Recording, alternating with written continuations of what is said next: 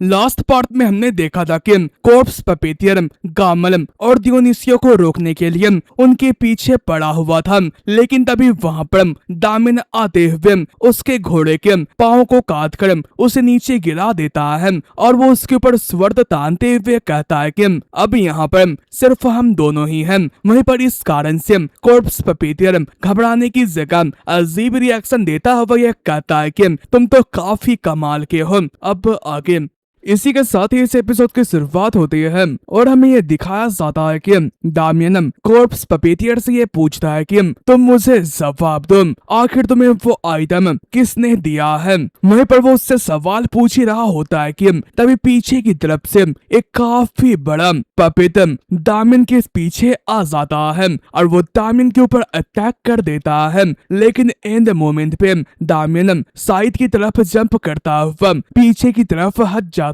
है और वो ये कहता है कि आखिर अचानक से ये जो फ्लेश गोलेम से वो आ कहां से रहे हैं। वहीं पर जो कॉर्प्स पपेटियर था वो काफी तगड़े अंदाज में खड़े होकर ये कहता है कि क्या जो ये अनडेड है उन्होंने तुम्हें चौंका दिया, क्या तुमने ये कभी सोचा है कि आखिर मैंने आज तक बिना पकड़े जाने के डर से यहाँ पर कैसे बिना किसी निशान छोड़े हुए अनडेड को कैसे मैनेज कर रहा हूँ। वहीं पर वो अपने हाथ वाले इस आइटम को दिखाते हुए कहता है कि सच्चाई ये है कि ये सारी चीजें इस मैजिक टूल की हेल्प की वजह से हो रही है, क्योंकि ये एक सब स्पेस है। भले मेरे पास काइट जितने लेवल वाले और भी अनडेड नहीं है, लेकिन ये लोग कम नहीं है। वहीं पर उसकी बातों को सुनकर दामिन अपने मन के अंदर ये कहता है कि क्या एक सब स्पेस पाउच, लगता है कि उसे मारकर मुझे वो लेना पड़ेगा। वहीं पर कॉर्प्स पपेटियर अपने पीछे वाले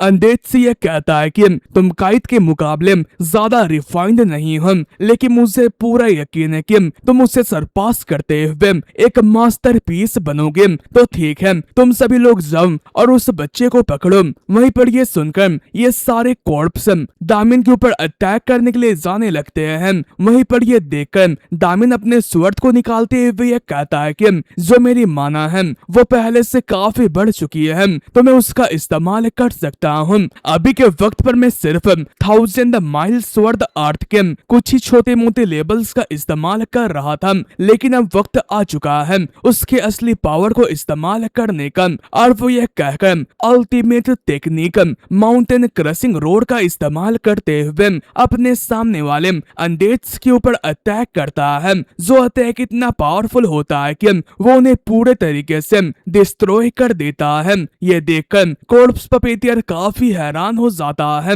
और वो ये कहता है कि आखिर मेरे इतने बेहतरीन पपेट्स कैसे खत्म हो सकते हैं। दामिन उससे ये कहता है कि क्या तुम्हें ये चीज सरप्राइज कर गई। ये सुनकर कॉर्प्स पपेटियर हैरान हो जाता है। दामिन आगे ये कहता है कि तो क्या यहाँ पर सवाल जवाब को चालू करते हैं, तुम्हें बस आंसर देना है और मैं क्वेश्चन पूछूंगा। इस कारण से कॉर्प्स पपेटियर परेशान होते हुए अपने मन के अंदर ये कहता है कि ये काफी बुरा है, जो उसकी कॉम्बैट पावर है वो मुझसे काफी ज्यादा आगे है। वो आगे अपने मन के अंदर ये कहता है कि ये पूरे तरीके से स्टेबलाइज्ड नहीं है, लेकिन मेरे पास इसके अलावा कोई और भी रास्ता नहीं है। और वो ये कहकर अपने उस पाउच के अंदर से एनर्जी निकलते हुए उसे घेरने लगती है। ये देखकर दामियन ये कहता है कि तो तुम एक और पपेट को निकालने वाले हो, लेकिन तभी वो जब ध्यान से देखता है तो वो काफी हैरान हो जाता है। कॉर्प्स पपेटियर हंसते हुए ये कहता है कि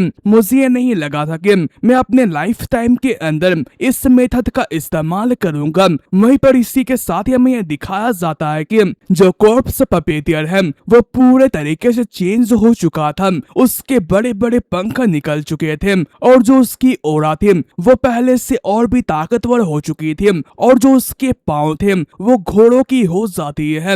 वहीं पर ये देखकर दामिन काफी ज्यादा हैरान हो जाता है। वहीं पर इसी के साथ ही सीन चेंज होता है और हमें काइट को दिखाया जाता है जो कि अपने बड़े बड़े पंजों को लेकर इससे एग्नस के ऊपर अटैक कर देता है, लेकिन जो एग्नस थे वो अपने हाथों को सामने करते हुए उसके उसके अटैक को ब्लॉक करने की कोशिश करती है, लेकिन उसके प्रेशर की वजह से वो उड़ते हुए दूर जाकर गिरती है। लेकिन वो फिर से खड़ी होते हुए काइट के ऊपर अटैक करने के लिए चली जाती है और वो एक जोरदार पंच काइट के छाती के ऊपर मारती है और जो ये पावर होती है वो काफी ज्यादा होती है, जो कि काइट को उड़ाते हुए दूर फेंक देती है, जो कि उड़ता हुआ दीवार से जाकर टकरा जाता है और वो इस कारण से जख्मी होकर खून की उल्टियां करने लगता है। वहीं पर उसे दर्द में देखकर एग्नस को अच्छा नहीं लग रहा था। तभी काइट धीमी सी आवाज में यह कहता है,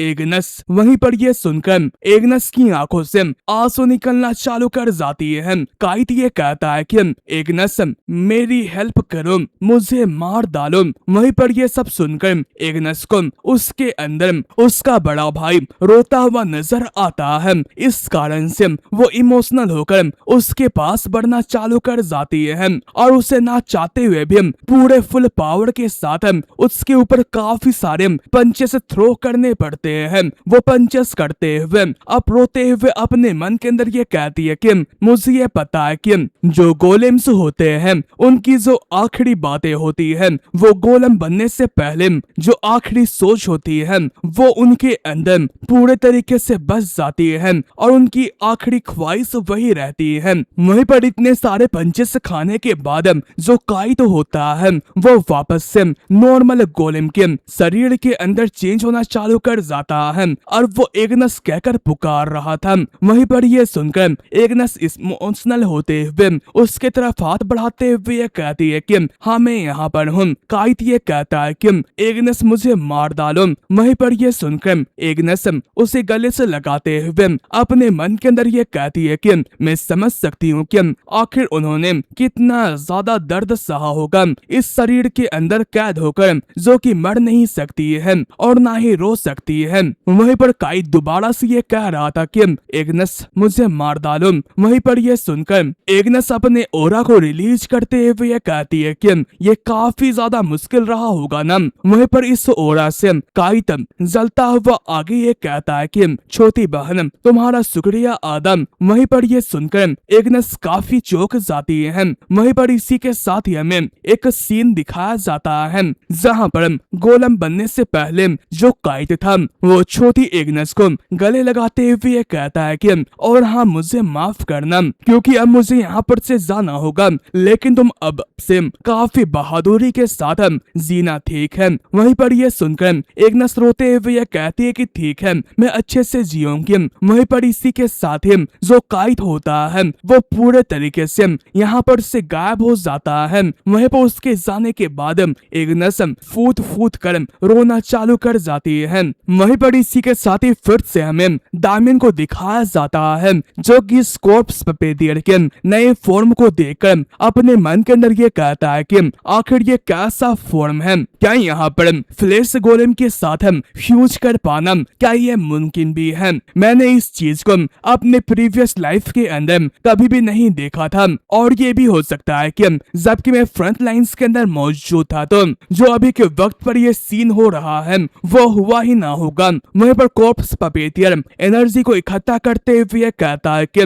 तुम वो पहले इंसान हो जिसने कि मेरे इस छुपाए हुए हथियार को दिखाने पर मजबूर किया, इसलिए अब मैं तुम्हें हासिल करके रहूंगा। और वो यह कहकर एक काफी बड़े एनर्जी के गोले को क्रिएट करता हुआ इससे डायमंड के ऊपर अटैक करता है, लेकिन एंड वक्त पर डायमंड जंप करता हुआ साइड पर जाते हुए यह कहता है कि तो ये एक मैजिक फॉर्म है जो कि डिस्ट्रक्शन स्कूल का है। तो इसका मतलब ये है कि उसने बाकी डार्क मेजेस को भी फ्लैश गोलेम्स के अंदर चेंज कर दिया था। वहीं पर वो भाग ही रहा था कि तभी उसके सामने एक बड़ा सा घोड़े का पांव आ जाता है, जिससे कि टकराने की वजह से सामने की तरफ एक काफी एनर्जी का धमाका होता है। लेकिन जब कॉर्प्स पपेटियर ध्यान से सामने की तरफ देखता है तो वो काफी हैरान हो जाता है क्योंकि इससे डायमंड को कुछ नहीं हुआ था और वो सही सलामत अपने स्वर्ड को लेकर उसके ऊपर अटैक करने के लिए आ रहा था और वो उसके छाती के ऊपर स्ट्राइक लगाता हुआ आगे निकल जाता है, जिसकी वजह से कॉर्प्स पपेटियर को काफी दर्द होता है, लेकिन वो इजीली वापस से रिजेनरेट कर लेता है। वहीं पर ये देखकर डायमंड दामिन हैरान होते हुए ये कहता है कि इसके अंदर तो फ्रेंजी स्कूल भी मिक्स्ड है। तभी कॉर्प्स पपेटियर अपने बड़े पंख से दामिन के ऊपर अटैक कर देता है, जिसे कि दामिन ब्लॉक कर लेता है, लेकिन प्रेशर की वजह से वो पीछे की तरफ हट चुका था। वहीं पर ये कॉर्प्स पपेटियर अपने पावर को इकट्ठा करते हुए कहता है कि मेरे सामने स्ट्रगल करना ये पूरे तरीके से यूजलेस है। तुम बस अपने आप को ऑफर करते हुए मेरे लिए एक अच्छे मटेरियल बनो। वहीं पर इस कारण से दामिन काफी गुस्सा हो जाता है। तभी कॉर्प्स पपेटियर एक जोरदार अटैक दामिन के ऊपर करता है, जिसकी वजह से सामने की तरफ एक धमाका होता है। कॉर्प्स पपेटियर आगे हंसते हुए कहता है कि आखिर ये कैसा था, ये मजेदार था ना, क्योंकि तुम इसे हैंडल नहीं कर सकते हो। अभी के वक्त पर मैं डार्क मैजिक का एक असल मास्टर पीस हूँ। लेकिन तभी सामने की तरफ का सीन दिखाया जाता है, जहाँ पर दामिन सही सलामत था और उसके हाथ के ऊपर जो मार्क था वो चमक रहा था। दामिन ये कहता है कि आखिर तुम लोग यूलान कमीनों कहीं के, आखिर तुम लोग हमेशा डार्क मैजिक को बेहतरीन क्यों समझते हो, जबकि तुम्हें यहाँ पर डार्क मैजिक के बारे में ज्यादा कुछ भी पता नहीं है। वहीं पर दामिन ये कहकर अपने डार्क नाइट वाले ओरा को रिलीज करता है। वहीं पर उसके पावर को महसूस करके कॉर्प्स पपेटियर काफी घबरा जाता है और वो ये कहता है कि ये तो डार्क माना है।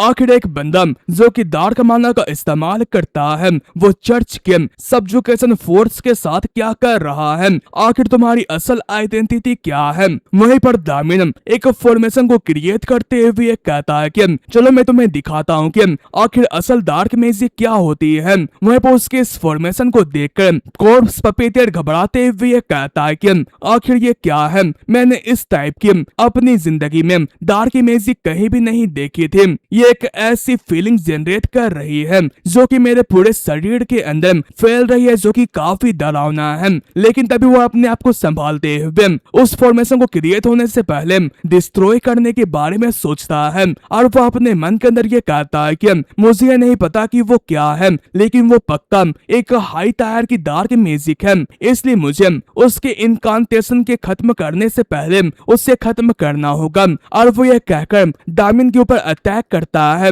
लेकिन जो उसकी अटैक्स होती है वो दामिन के पास जाते के साथ ही डिस्पर्स हो जाती है। ये देखकर कॉर्प्स पपेटियर हैरान होते हुए कहता है कि डार्क माना डिस्पर्स हो रहा है, क्या तुम्हारे पास भी उस बंदे का दिया हुआ आर्टिफैक्ट है? ये नहीं हो सकता है, आखिर तुम किस टाइप के मॉन्स्टर हो। तभी जो दामिन का इनकांटेशन होता है वो कंप्लीट हो जाता है और उसके फॉर्मेशन के अंदर से काफी सारे बड़े बड़े चेन निकलते हुए कॉर्प्स पपेटियर के पास जाते हुए उससे पकड़ लेते हैं। वही तो पहले कॉर्प्स पपेटियर को इससे काफी तकलीफ होता है, लेकिन वो आगे हंसते हुए कहता है कि आखिर ये क्या है, ये तो बस बाइंडिंग चेन्स है, मैं सो आसानी से इसके अंदर से निकल सकता हूँ। लेकिन तभी जो ये चेन होती है वो उसके बहुत कुछ ट्राई करने के बावजूद भी हिलती तक नहीं है। वहीं पर इस कारण से वो काफी परेशान हो जाता है। दामिन उसके पास जाते हुए कहता है कि जो तुम्हारी ये शरीर है वो अब इतनी काबिल नहीं रहे कि तुम माना का इस्तेमाल कर सकते हो। इस कारण से कॉर्प्स पपेटियर हैरान होते हुए कहता है कि आखिर तुम्हें डार्क मैजिक के बारे में इतनी सारी चीजें कैसे पता है। तभी जो दामिन होता है वो अपने फिंगर को नीचे की तरफ इशारा करता है और इसी के साथ ही जो चेन्स होती है वो कॉर्प्स पपेटियर को जमीन से लगा देती है। दामिन उससे ये कहता है कि तुम्हें इसके बारे में जानने की जरूरत नहीं है, बस तुम मुझे डोरगो के लोकेशन के बारे में बताओ। ये सुनकर कॉर्प्स पपेटियर उससे यह पूछता है कि आखिर तुम्हें उस बंदे के नाम के बारे में कैसे पता है, क्या तुम भी उसके साथ कसम के एक रिश्ते के साथ जुड़े हुए हो। वहीं पर यह सुनकर दामिन उससे यह कहता है कि बस तुम्हें मुझे जवाब देना है और कुछ नहीं करना है। इस पर कॉर्प्स पपेटियर ये कहता है कि मुझे ये पता नहीं है कि आखिर एक कसम से जुड़े हुए बंदे ने उसे धोखा क्यों दिया,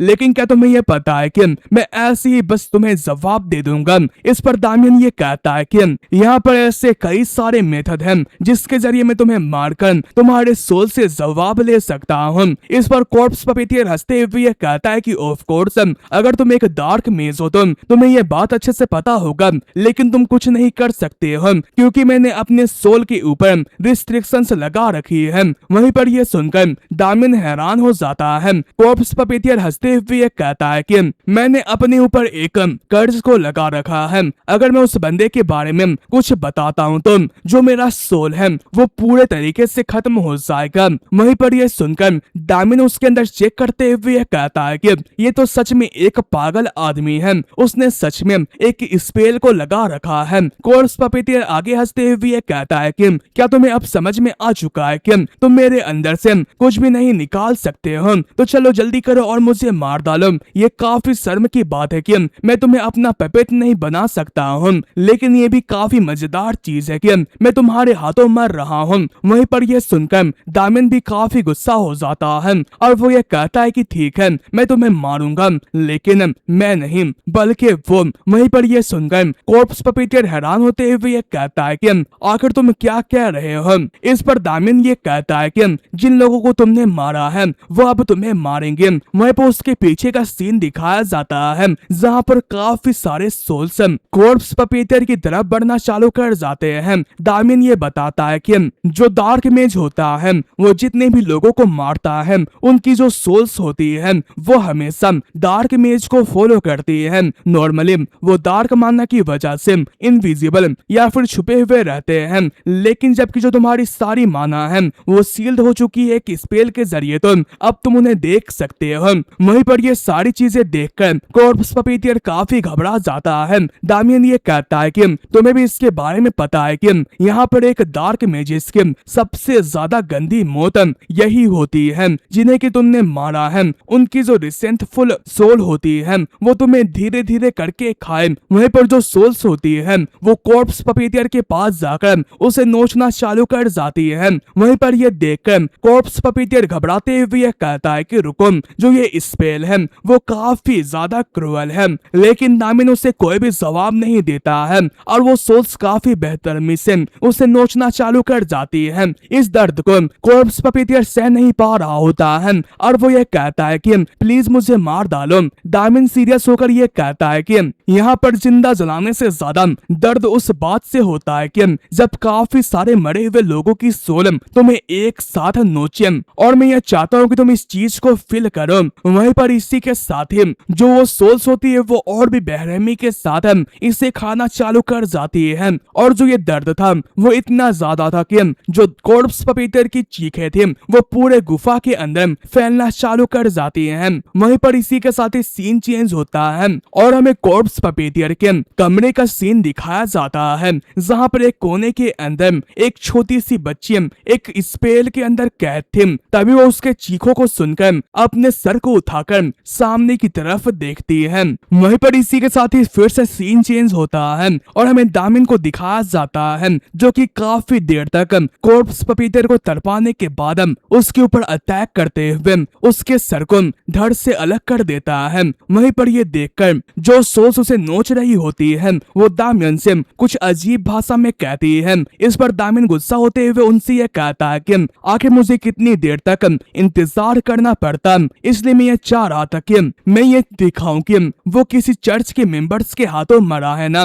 और साथ ही साथ जो पालादीन से वो जल्दी यहाँ पर आने वाले हैं, इसलिए उनके आने से पहले यहाँ पर जितने भी डार्क माना के इस्तेमाल की गई है उन्हें हटाना भी तो है ना। और वो ये कहकर यहाँ पर जितनी भी डार्क माना उसने इस्तेमाल की थी उसे रिंग के अंदर एब्जॉर्ब करना चालू कर जाता है। और वो आगे ये कहता है कि और साथ ही साथ यहाँ पर फार्मिंग भी तो कंप्लीट करनी है ना। वहीं पर दामिन ये सब कहने के बाद कॉर्प्स पपीटियर के कमरे के अंदर चला जाता है और उसके साथ साथ जो मरी हुई सोल्स थी वो भी उसके पीछे आ रही थी। दामियन ये कहता है कि तो यही है कॉर्प्स पपीटियर का रिसर्च रूम। अगर जो मेरी याददाश्त सही है तो इसका मतलब ये है कि जो ये सामने की तरफ इतना बड़ा सा मिरर है वो डोरगो के साथ जुड़ी हुई है एक मैजिक टूल के लिए। वहीं पर उसकी तरफ हाथ बढ़ाते हुए यह कहता है कि अगर उस बंदे के साथ बातचीत कर पाना पॉसिबल हुआ तो शायद से मैं डोरगो के लोकेशन के बारे में जान सकता हूँ।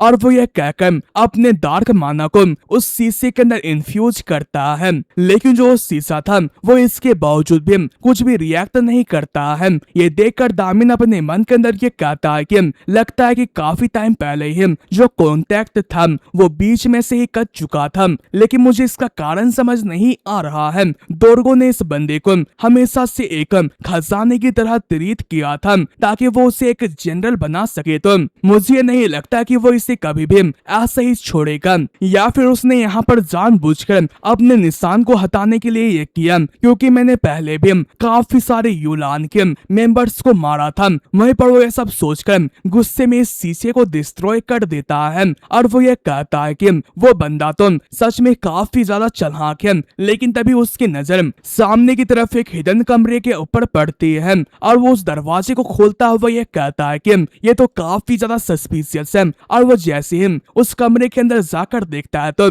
वो काफी हैरान हो जाता है। वहीं पर वो सामने दीवार की तरफ देखते हुए ये कहता है कि ये तो मैप है ना। और वो जैसे ही उसकी तरफ हाथ बढ़ा रहा था तो हमें साइड की तरफ दो पर्पल आईज दिखाई जाती है जो कि अचानक से दामिन के ऊपर अटैक करने के लिए कूद पड़ती है। वहीं पर इस चीज को महसूस करते हुए दामिन उसे एक जोरदार पंच मार देता है जिसकी वजह से वो बच्ची साइड पर जाकर गिरती है। वहीं पर ये देखकर दामिन हैरान होते हुए ये कहता है कि उसके क्रिएटर के मारे जाने के बावजूद भी वो अब भी मूव कर पा रही है और साथ ही साथ उसके पास रीजनरेटिव्स की एबिलिटी भी है। वहीं पर जो वो लड़की थी वो काफी खूंखार तरीके से दामिन की तरफ देख रही थी।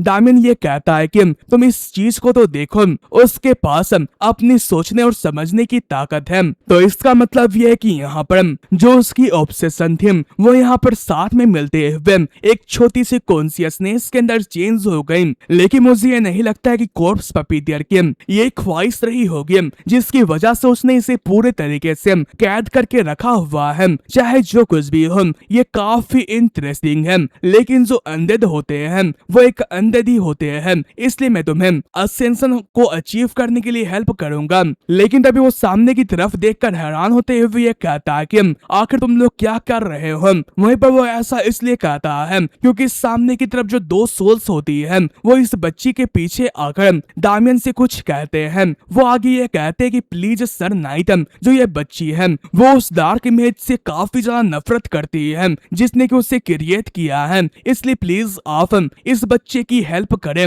उन डार्क इमेजेस का सामना करने के लिए। और हमें पूरा यकीन है कि जो इस बच्ची की एबिलिटी है वो पक्का आपके काम पर आएगी।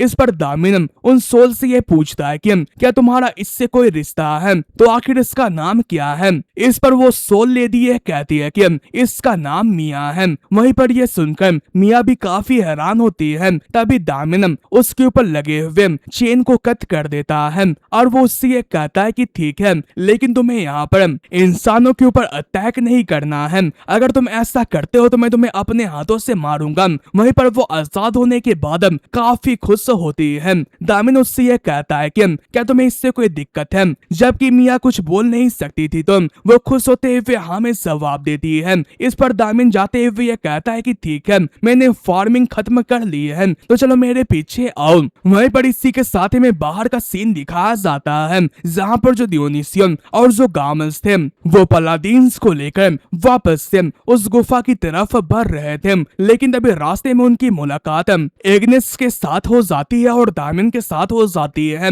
जहाँ पर उन्हें ये पता चलता है कि दामिन ने यहाँ पर कॉर्प्स पपीटियर को हरा दिया है, जिसकी वजह से वो लोग पहले तो काफी ज्यादा हैरान होते हैं क्योंकि मेरे ऊपर बिल्कुल भी खरोच के निशान नहीं थे। लेकिन फिर भी मुझसे ज्यादा सवाल जवाब नहीं किया जाता है और साथ ही साथ जो गद्दार सानुस थे उसे चर्च के ट्रायल कोर्ट के लिए यहाँ पर से ले जाया गया और साथ ही साथ जो मार्गेता थे जो कि काफी ज्यादा इंजर्ड थे वो भी आराम से रिकवर हो पाई। और इसी के साथ ही जो चर्च का कोर कॉम्बैट फोर्सेस था वो पूरे तरीके से मेरे पिछले लाइफ के अंदर खत्म हो चुकी थी, वो इस लाइफ के अंदर सरवाइव कर पाई। वहीं पर इसी के साथ ही में कुछ टाइम के बाद का सीन दिखाया जाता है जहाँ पर दामिन एग्नेस ये कहता है कि मैं तुम्हारा शुक्रिया अदा करना चाहता हूँ क्योंकि तुम्हारी वजह से मैंने काफी कुछ अजीब किया है। इस पर एग्नेस उससे ये कहती है कि क्या तुम इतनी जल्दी जाने वाले हो, क्या तुम मुझे इजाजत दोगे कि मैं अपने कार्थ से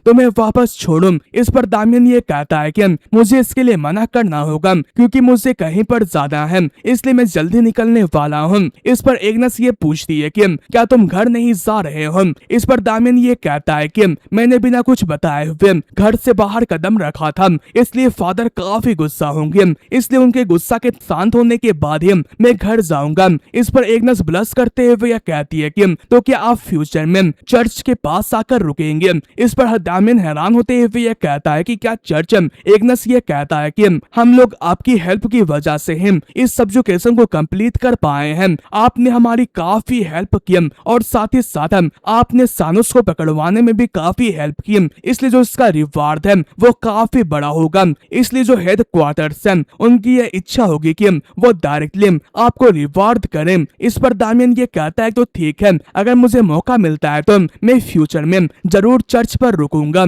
दामियन अपने मन के अंदर ये कहता है कि आखिर मैं यहाँ पर मना कैसे कर सकता हूँ। वहीं पर यह सुनकर एग्नेस खुश होते हुए कहती है कि ठीक है, जब आप वहाँ पर आएंगे तो मैं आपको पूरे चर्च को दिखाऊंगी। तभी वो आगे उदास होते हुए कहती है कि क्योंकि आपकी वजह से मैं अपने भाई का बदला और उससे सरवाइव कर पाई हूँ, इसके लिए आपका काफी ज्यादा शुक्रिया आदम सर दामियन। दामियन अपने मन के अंदर ये कहता है कि वहीं पर दामियन अपने मन के अंदर ये कहता है कि मुझे सब्जुकेशन को कंप्लीट करने के बाद काफी कुछ अजीब हुआ है। मैंने सबसे पहली बात सानुस को रोका और मैंने यहाँ पर एग्नेस को बचाया, जबकि एग्नेस ने यहाँ पर स्टिग्माटा ओपन कर लिया है। तो जो एग्नेस है वो एपोक्लिप्स वॉर के अंदर एक मेजर फोर्स का काम करेगी डोर्गो का सामना करने के लिए। वहीं पर दामियन यहाँ पर से जाते हुए यह कहता है कि ठीक है, मैं अगली दफा तुमसे मुलाकात करूंगा। वो अपने मन के अंदर ये कहता है कि लेकिन अभी के वक्त पर डोर्गो के फोर्सेस का सामना करने के लिए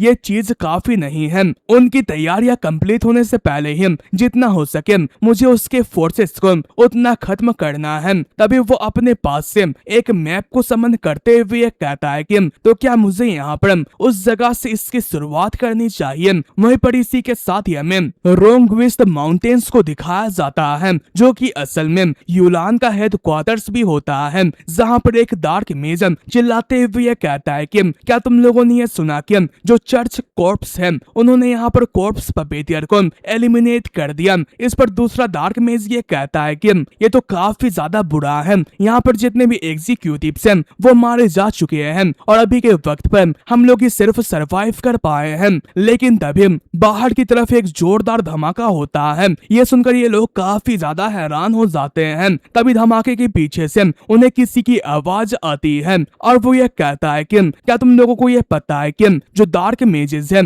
और जो चूहे हैं उनके अंदर दो खास बात सेम होती है। वहीं पर ये आवाज सुनकर ये डार्क मेजेस उस आवाज वाले बंदे से ये कहते हैं कि आखिर तुम कौन हो, आखिर तुम्हें इस जगह के बारे में कैसे पता चला। वहीं पर हमें एक बंदे के हाथ को दिखाया जाता है जिसके हाथ में वही सेम पाउच होता है जो कि कॉर्प्स पपेटियर के पास था। वो उन बंदों से ये कहता है कि वो दोनों ही छुपने में काफी ज्यादा माहिर है अंधेरे के अंदर और वो अंधेरे में छिपकर बीमारी फैलाते हैं। वहीं पर हमें इस बंदे को पूरे तरीके से दिखाया जाता है, ये कोई और नहीं बल्कि हमारा दामियन था जो कि मिया के साथ आया हुआ था। वो उनसे ये कहता है कि तो आखिर में तुम्हें कैसे छोड़ सकता हूँ अकेले। वहीं पर मिया को देखकर एक डार्क मेज ये कहता है कि ये तो नंबर 9 है ना, जिसे कि यहाँ पर कॉर्प्स पपेटियर ने बनाया था। वहीं पर उन्हें देखकर जो मिया होती है वो काफी ज्यादा गुस्सा हो जाती है। वहीं पर दामियन एविल स्माइल करते हुए कहता है कि मिया जाओ